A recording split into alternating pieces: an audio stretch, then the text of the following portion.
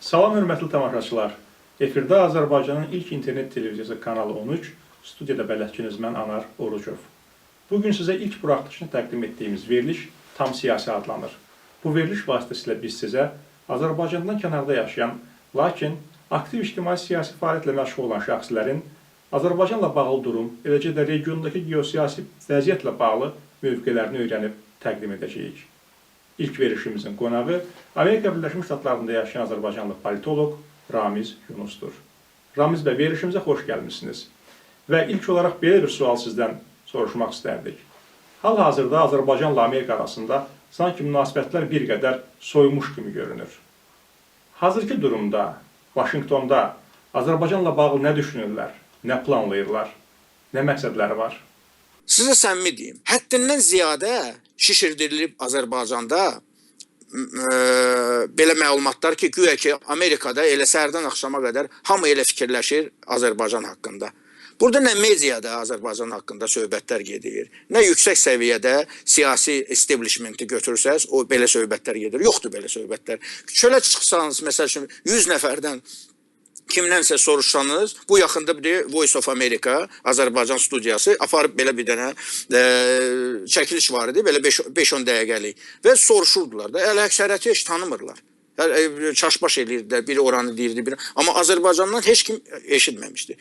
Məhz ona görə mən bunu niyə görə sizə demək istəyirəm?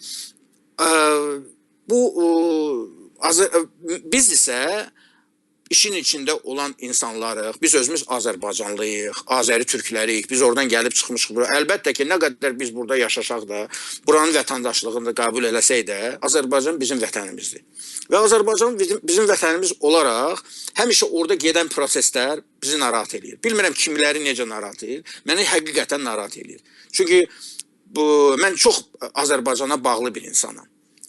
Siyasi nöqtə nəzərdən demirəm. Mən hər tərəfli, özünüz bilir, 15 ildir burada yaşayıram da.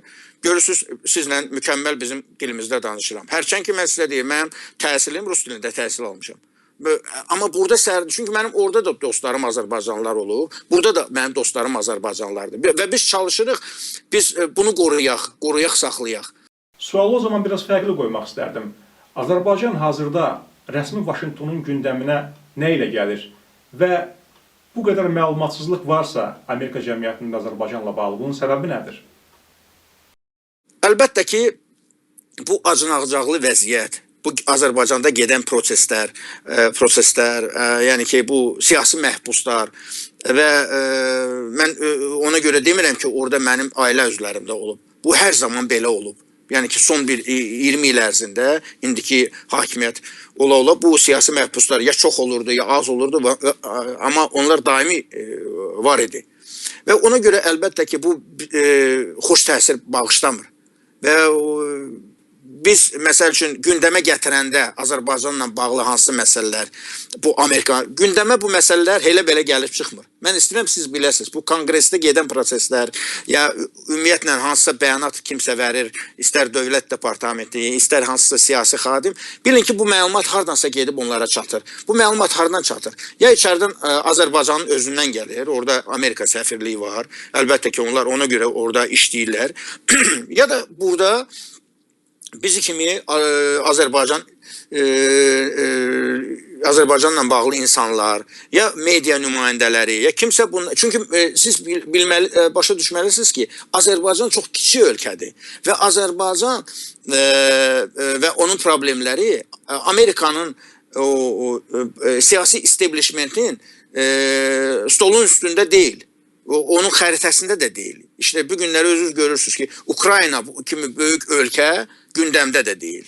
Çünki Suriya və o biri məsələlər gəldi gündəmə, Ukrayna qaldı. Azərbaycan ise xırda bir dənə ölkədir və orada bu günləri soruşsaz, məsəl üçün gedib konqresdə kimsə 3-4 dəfə iştirak edib bu konqresin dinləmələrində, Azərbaycanla bağlı dinləmələrdə və onlar açığı deyil, Azərbaycan avtoritar bir ölkə, neft qazı olan ölkə, başdan ayağa korrupsiya və siyasi məhbuslar olan ölkə. Yəni ki, bu belə bir dənə onlar Azərbaycan barədə bir rəy söyləyəcəklər.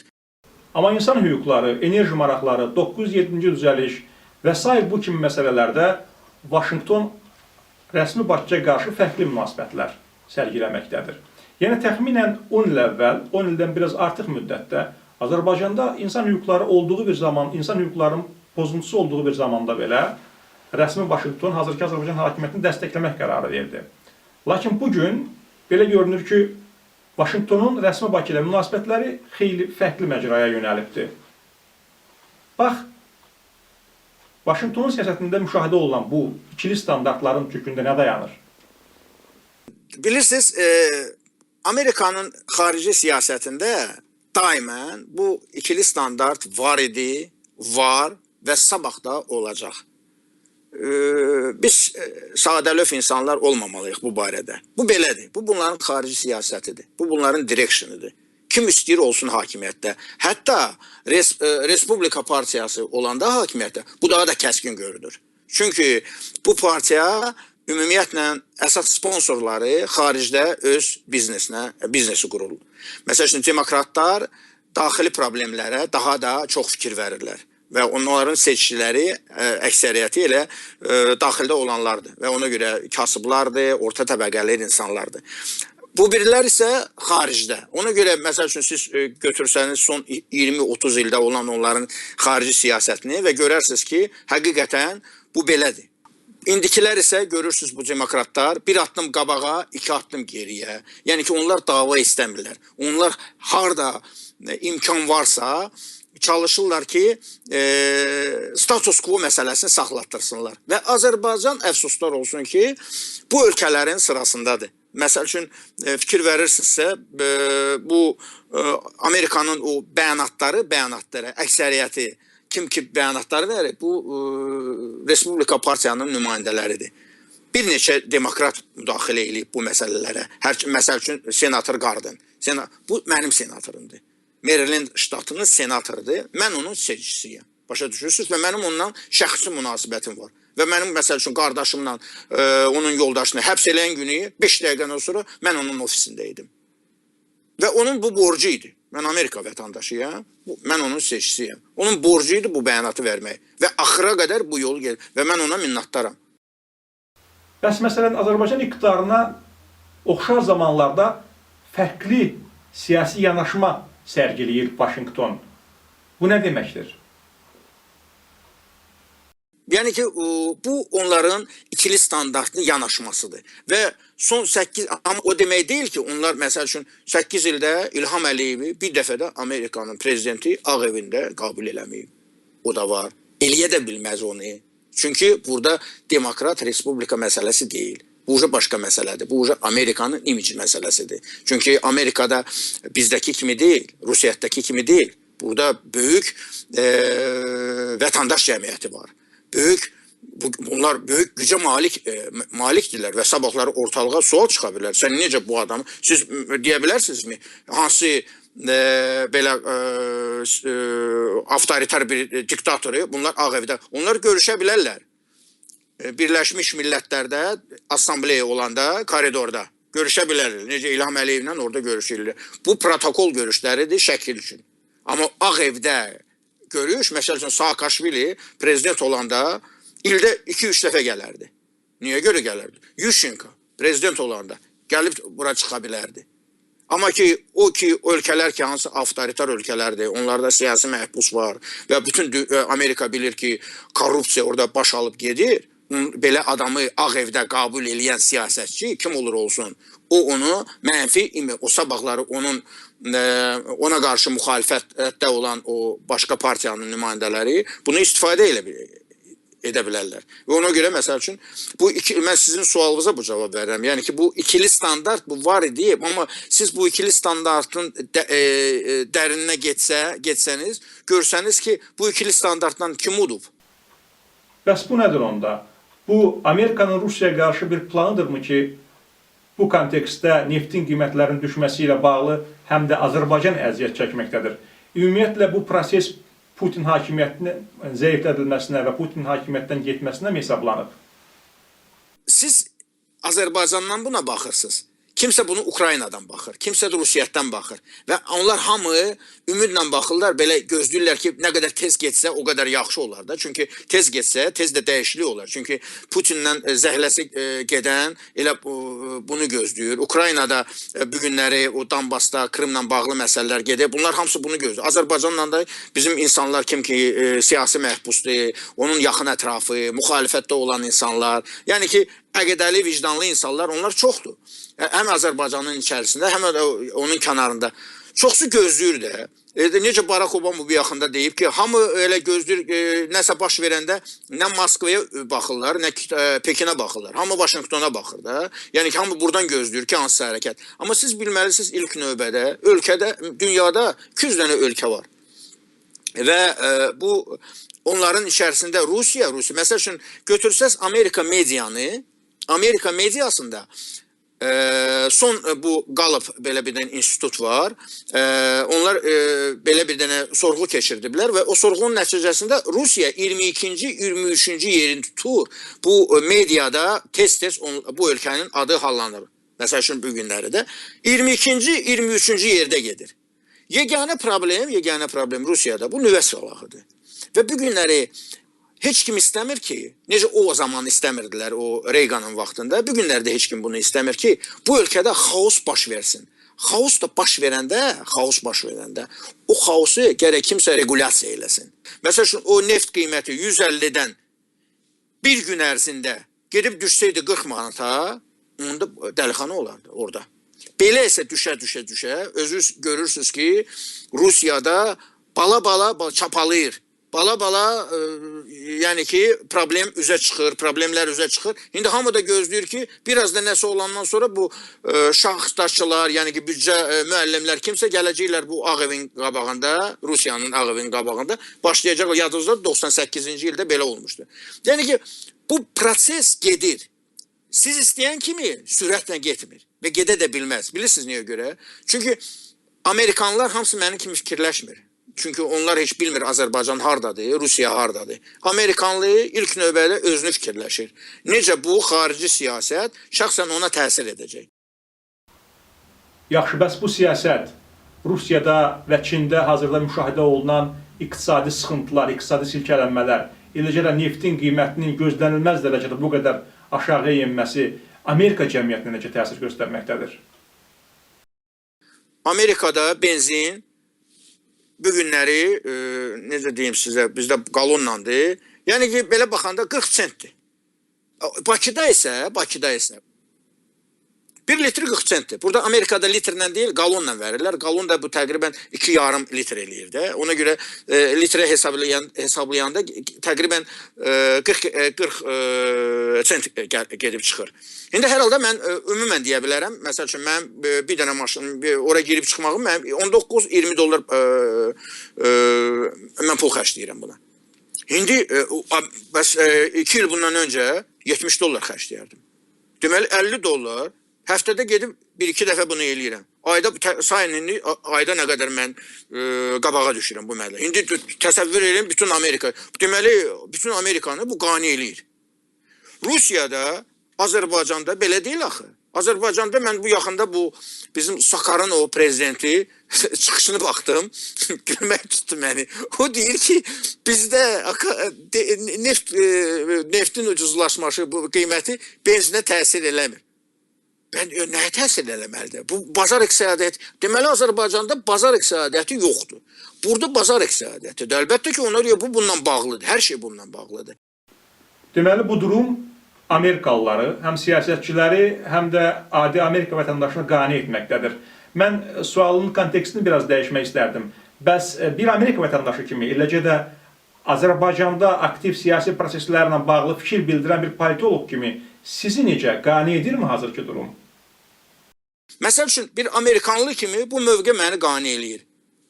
Bir Azərbaycanlı kimi, hansı ki onun ailə üzvləri zindanda, hansı ki onun dostları zindanda, mənim dostlarım, şəxsi dostlarım, Tofiq Yaqublu, Yadigar Sadıqov, bunlar mən bunlarla şəxsən dostluq eləyirəm. Bunlar orada otura.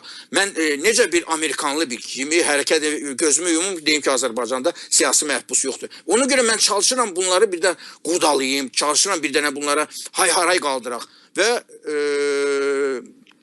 mənim dostlarım, burada olan dostlarım, Azərbaycanda olan dostlarım, ki, hansı ki, bura gəlib gedirlər və biz bir yerdə onlarla görüşürük. Azərbaycanlı dostlarım hansı Bakıda bu barədə böyük belə fəaliyyət göstərirlər. Axırki nəticə əldə olundu və bu qanun layihəsi ki, hansı ki, ortalığa çıxdı, bu Christopher Smith'in qanun layihəsi, bu böyük bir qrupun həm içəridə, həm xaricdə olan insanların belə fədakar fəaliyyəti nəticəsindədir. Prezident İlham Əliyev martın sonlarında Vaşinqtona dəvət olundu. Bəzi ekspertlər düşünürlər ki, artıq Bakı ilə Vaşinqton arasında buzlar əriməkdədir. Sizin yanaşmanız nədir bu məsələyə? Deməli, İlk növbədə bu İlham Əliyevin Amerikaya bu ayın axırı planlaşdırılmış səfər haqqında. Əvvəla İlham Əliyevi heç kim rəsmən Vaşinqtona dəvət eləməyib. Burada nüvə konfransı olacaq. Bu beynəlxalq konfrans olacaq və o konfransa birinci dəfə deyil bu konfrans burada keçirilir. Və əlbəttə ki, hamını dəvət edirlər. Azərbaycanı da, Ermənistanı da, Gürcüstanı da, Ukraynanı, Moldova hamısını da belə baxanda. Yəni ki, təqribən 60 dənə ölkə bu tədbirdə olacaq. Bu Ağ Evə dəvət deyil, bu konfransa dəvətdir.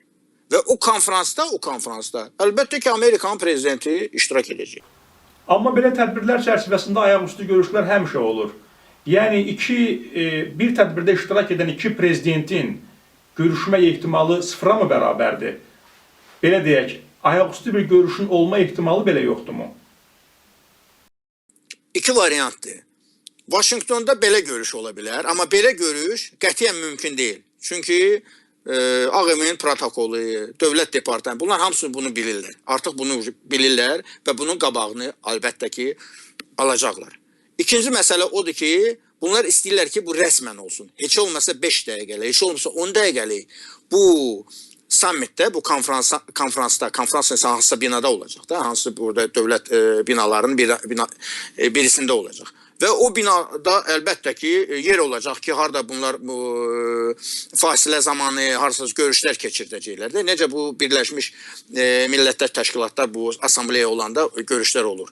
Təqribən belə bir dənə bu günləri pərdə arxası söhbətlər gedir ki, 5-10 dəqiqəlik bir dənə görüş olsun. Və bu görüş olsa deyə, bunlar istəyirlər ki, bu görüşü daxildə istifadə eləsinlər. Daxili propaganda üçün Azərbaycanda istifadə eləsinlər. Və bu günləri indi bu görüş üçün bunlar ortalığa nəsə qoyurlar ki, nəyə biz hazırıq. Alver gedir. Adi alver gedir. Başa düşürsünüz. Nədir sizcə bu alverin predmeti? Ağ Evdə Əliyevdən Obamaya hansı təklif verilməsini gözləyirlər? İndi İlham Əliyev nə təklif eləyə bilər Amerikanlılara? Amerikanlılar indi Azərbaycanla bağlı nə istəyirlər, hamısını alırlar. Hamısı var onlarda. Yəni ki, bu günləri o, belə deyək, 15-20% Amerikanınki marağı var ya Azərbaycanda iqtisadi. İlham Əliyev bunu təmin eləyib. İlham Əliyev bunu təmin eləyib. Dünənləri İlham Əliyev bunu təmin eləyib. Bugünləri İlham Əliyev bunu da təmin eləyəcək sabahları. İndi Amerikanın imic məsələsi var ortalıqda. Amerika bunu alırsa, yaxşı alır. O demək deyil ki, Amerika səhərdən axşama qədər getməlidir Bakıya. Siz mənə deyin görüm, bu son 2 ildə bu hansı ki həbslər başlayıb, hansı ki belə adlı sanlı insanlar bir-bir başladı zindana basma, yəni ki İlqarı, Tofiqi, Yadigarı, Leylanı, Arifi, İntiqamı, Hədicəni, yəni ki Rəşadəti, bu cavan uşaqları hamısını bir-bir bu Ukrayna Vilnius sammitində bu saziş Ukrayna bu hadisələri başlayandan sonra başlayıb da. Son 2 il ərzində olub. Son 2 il ərzində deyin görün mənə, hansı ən yüksək səviyyədə məmur Bakıya gəlib, Amerikanın məmuru? Yüksək səviyyədə. Xırda-mırda işçilər gəlib. Xırda-mırda işçilər gələndə onlar birbaşa prezidentlə görüşürlər. Prezident onları qəbul edir. Bu o demək deyil ki, yəni ki o bilirsiniz nədir? O 15-20% məsələsi var. Onlar ona görə gəlib gedirlər. Və gəlib getməlidirlər. Kim olur olsun. Amma biz imicdən danışırıqsa, Azərbaycana dövlət katibi gəlməlidir. Biz imicdən danışırıqsa, İlham Əliyev Vaşinqtona gəlməlidir. Onu Ağ Evdə qəbul eləməlidirlər. Başa düşürsünüz bu məsələlər ortalığa. Bu məsələlər ola bilməz, çünki siyasi məhbus məsələsi ortalıqda var. Ramiz bəy, məyər siyasi məhbus məsələsi Vaşinqton rəsmilərinin Bakıya səfərlərinə bu qədər mi ciddi problem yaratmaqdadır? Bu məsələ siz sabahları kimsə bu getsə ora, məsəl üçün Kerry Bakıya getsəydi bu günləri respublikaçılar bunu bayraq kimi istifadə edəcək. Baxın görün, bu gedib baxın Trumpa qarşı Anar Məmmədovu adını ortalığa atırlar. Hərçənd ki, bu xırda məsələdir də. Trump daha böyük işlərlə məşğuldur və Trumpın daha da böyük mənfi bioqrafiyasında məsələlər var ki, hansı ortalığa atmaq olar və onlar bunu da eləyirlər. Amma hər halda belə məsələlər, heç kim bunu göz yummaq fikrində deyil. Belə söhbətlər gəzir ki, Konqresmen Christopher Smith'in Azərbaycan Demokratiya Aktı adlı məlum qanun layihəsinin qəbulu təxirə salınıbdır. Sizin bu barədə bir məlumatınız varmı? Deməli, bu qanun layihəsi, Helsinki komissiyası, orada siz bilməlisiniz, 20 nəfər adam iştirak edir. Onun 9'u senatordur, onun 9'u kongresmendir. Hər iki partiyadan. Biri Dövlət Departamentinin nümayəndəsidir, o birisi də Pentagonun nümayəndəsidir. Yetdikli ilə 20 nəfər bunun lehinə səs verir. Və ondan sonra bu gedir Kongresin iki palatasına, aşağı palatasına, hardaki bunlar qəbul eləmədilər. Ondan sonra gedir yuxarı palataya, senata. Senatdan sonra bu getməlidir, prezidentə qol çəkir. Qol çəkəndən sonra bu olur qanun və qanun qüvvəyə minir. Yəni ki, bunun prosedurası belədir. Bu uşaq oyunu deyil. Bu qanun təqdim olunubsa, bunun bu qanunu geriyə götürən yoxdur. Bu qanun təqdim olunmalıdır və qanun təqdim olunacaq. Qanun təqdim olunandan sonra müzakirələr gedəcək. Ya o qanun qəbul olunacaq, ya da onu rədd edəcəklər, deyəcəklər ki, yəni ki, geri qaytarırıq, onu bir düzəliş eləyin və s. Elə bilirsiniz, elə belə bu günləri Azərbaycan hökuməti ayda $50.000 lobby təşkilatına verir. Bilmirəm sizin xəbəriniz var bundan ya yox. Mətbuatda bu yayınıb. $50.000 pul hər ay lobby təşkilatı. Bu Amerika qanunlara görə bu icazə verilir. Və bu lobbiçilər bu günləri həm bu kongresdə ki çalışırlar, bu kongresdə bu çox adam əleyhinə geçsin. Yəni ki bunlar istəyirlər bunu təqdim eləsinlər ki, güya ki bu qanun Azərbaycan-Amerika münasibətlərinə ziyan ola bilər. Və ilk növbədə siz bunu fikirləşməlisiniz. Əlbəttə ki, çoxsu Azərbaycan problemindən uzaqdır. İstər kongresmenlər olsun, istər senatorlar. Amma ki, o insanlar ki, o kongresmenlər, o siyasətçilər ki, hansı ki, bu günləri bu istiqamətdə işləyirlər, istər Dövlət Departamenti olsun, istər Ağ Evdə, istər Millət Təhlükəsizlik Şurasında, onlar hamı bilir ki, nəsə dəyişməlidir. Çünki dəyişiklik olmasa, irəli addım atmaq olmaz. Onlar dayanacaqlar, elə harda dayanırlar. Və bunu Amerikanlar bunu istəmir. Uzaqbaşı. Amerikanlar bunu noyabr ayına qədər bunu saxlatdıra bilərlər. Amma noyabr ayından sonra kim gələcək Ağ Evə hələ bəlli deyil. Yəqin bu çox maraqlı bir sualdır. Azərbaycan hakimiyyəti bu qanunun qəbul edilməsinin qarşısını necə ala bilər? Mən bu yaxında bir neçə müsahibə vermişəm bu barədə və qısaca onu təkrar edə bilərəm ki, Vaşinqtonun mesajı açıq aydındır. Yəni ki, bu siyasi məhbus Azərbaycanda yoxdur, bu qanunda yoxdur. Qanun tətbiq edilməyəcək. Yəni ki, bunu anlamaq lazımdır. Yəni ki, problem buradadır. Və bu qanunu irəli sürənlər, məqsədi bu hədə qorxu gəlmək deyil. Bu göstərmədir ki, bizim yəni ki, daha hövsələmiz çatmır da. Yəni ki, daha dözmək istəmirik biz bunu. Çünki göz yuma bilmirik. Çünki bu bizim özümüzə xələl gətirir. Bizim imicimizə xələl gətirir. Biz ona görə axı bu siz Akt Magnitskini yadda salsanız, Rusiyada da qarşı belə idi. Bir dəfə deyiblər, iki dəfə deyiblər, 5 dəfə deyiblər, axırda gördülər işləmir. Amerikada siz bilməlisiniz, bu qanun qəbul etmək prosedurası çox belə qəliz məsələdir. Amma qəbul olunubsa, onu geri dönmək məsələ. Ondan da həddindən ziyadə çətindir. Buraxın da bu siyasi məhbusları. Sizə heç kim demir ki, Amerikanlar bəyəm sizə deyir ki, çıxın gedir hakimiyyətdən. Heç kim onlara bu sözü demir.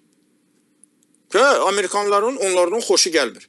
Amma o demək deyil ki, Amerikanların öz işi görürlər də. Aeroportdan istifadə edirlər. Əfqanistandan samolyotlar gəlib gedir oradan.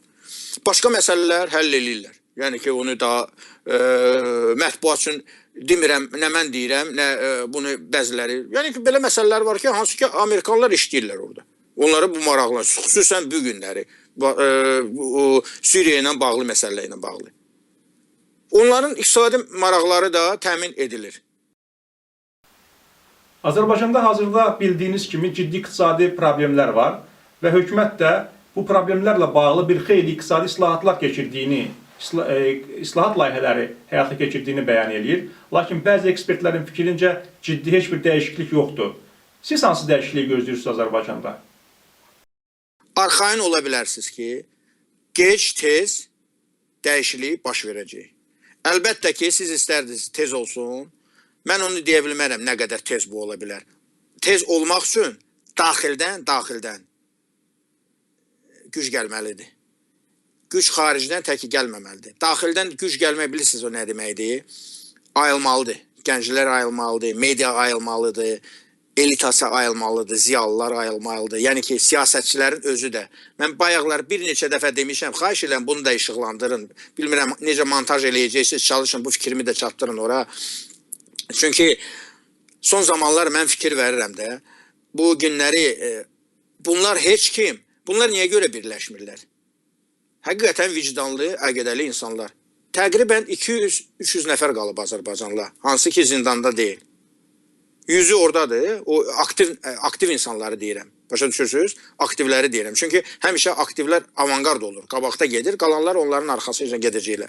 Və bu 203 nəfər bu günləri xırda-mırda savaşla məşğuldular. Xırdaçılıqla məşğuldular. Və mən onu başa düşərdim. Seçkilər olsaydı, hansı ki həqiqətən seçki olacaq. Son bir 20 ildə biz bunu görmüşük. Bunu görmüşüksə, təzədən nəyə görə biz özümüzü və cəmiyyətimizi aldatmalıyıq? Bu günləri nə deyirlər desinlər, birləşmək üçün imkan var. Demirəm birləşin ki, yəni ki, hakimiyyəti devirəsiniz. Yox. Birləşin ki, hakimiyyət sizlə hesablaşsın. Hakimiyyət sizlə bu günləri heç kimlə hesablaşın. Baxın, görün bunlar bu günləri neyinlər. Hərəsi deyir ki, bu təklif verirəm hakimiyyətə, bu təklif verirəm hakimiyyətə. Bu təklifi Facebookda sizdən başqa oxuyan yoxdur. Hakimiyyət buna heç fikir də vermir. Niyə görə? Çünki hakimiyyət sizlə hesablaşmır. Sizin hakimiyyətə təsir imkanlarınız yoxdur. Təsir imkanımız olmaq üçün siz əvvəla heç olmasa bir olmalısınız. Bir mərkəz kimi, bir yumruq kimi. Balaca bir dənə yumruq kimi də. Ondan sonra siz heç olmasa ümummilli məsələlər ki, hansı siyasi məhbusdur, məsəl üçün kimisə bu günləri Elmar Hüseynov, baxın görün də, Elmar Hüseynov rəhmətə getdi, müxtəlif qruplarla gedirlər ora. Novxanıda Məmməd Əminin anım günü müxtəlif qruplarla gedirlər ora. Yanvar faciəsi müxtəlif qruplarla gedirlər. O biri bunlar, sosial şəbəkəyə girirsən, birinə kimsə sataşdı, bu bunun üstünə, bu bunun üstünə. Hakimiyyət də oradan baxır, gülür də. Yəni ki, sonra siz istəyirsiniz ki, sizlə xaricilər də sizlə hesablaşmır da, elə ona görə. Yəni ki, sizlə onlar görüşürlər orada, protokol üçün. Sizlə onlar hesablaşmaq üçün siz özünüz göstərməlisiniz ki, siz həqiqətən siyasi məsuliyyəti hiss eləyən insanlarsınız. Əfsuslar olsun ki, bugünə kimi bunlar bunu eləmədilər. Və mən niyə görə bu ortalığa bir fikir atmışam da, yəni ki, həqiqətən bu belədir. Zindanda oturanlar, Dəyərli insanlarımız, baxın görün nə qədər insanlardır. Hamı Tofiq Yaqublu'nun xətrini istəyir. Hamı, düzdür. Həqiqətən ən belə qeyrətli namus kişilərdən biridir. Və onun ailəsi bugünlər bir nümunə kimidir çoxları üçün. Bugünlər hamı bunu görür. Nə fərqi olar ki, o musavatçıdır. Mən də musavatçıyam. İndi nə olsun? Axı, ümummilli məsələlər partiya mənsubiyyətindən üstün olmalıdır. Həmişə. Biz bunu dərk eləməliyik bir dəfəlik. Və bugünlər ümummilli məsələ mənim üçün Ramiz Yunus olaraq siyasi məhbusların azadlığıdır. Və məhz buna görə mən burada Vaşinqtonda, mən siyasi məhbusları burada nümayəndəsiyəm. Mən müxalifətin nümayəndəsi deyiləm.